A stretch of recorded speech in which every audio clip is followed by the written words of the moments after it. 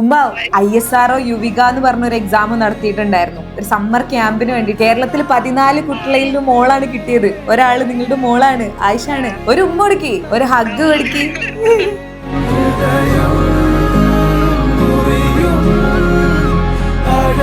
ഒരുപാട് സന്തോഷം.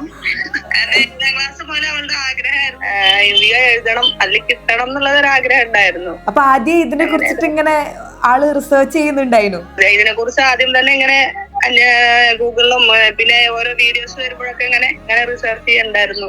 സോ അങ്ങനെ അവസാനം ഡ്രീം കം ട്രൂ മൊമെന്റ് ആണ് അല്ലേ? ഒരു റെക്കോർഡ് ഹോൾഡർ ആണ്. അടിപൊളി. എന്തായാലും ഞങ്ങൾക്ക് ഒരുപാട് സന്തോഷം. ഞങ്ങളുടെ ഒരു കുട്ടി ഈ ഒരു യുവിക എക്സാം എഴുതിയിട്ട് സമ്മർ ക്യാമ്പിൽ ISROയിലേക്ക് പോകുന്നു പറയുന്ന ഒരുപാട് സന്തോഷം. ഇതെല്ലാവർക്കും കിട്ടുന്ന അവസരമൊന്നും അല്ല.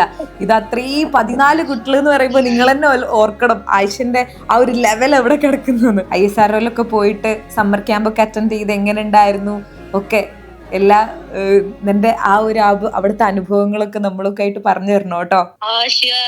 ഓക്കെ, എന്തായാലും ഒരുപാട് സന്തോഷം. ഇതുപോലെ എജുപോർട്ടിന്റെ കൂടെ ഇത്രയും കാലം ഉള്ള പോലെ തന്നെ മുന്നോട്ടും ഉണ്ടാവുക. SSLC ആണ് വരുന്നത്, അടിപൊളിയായിട്ട് പഠിക്കാം കേട്ടോ.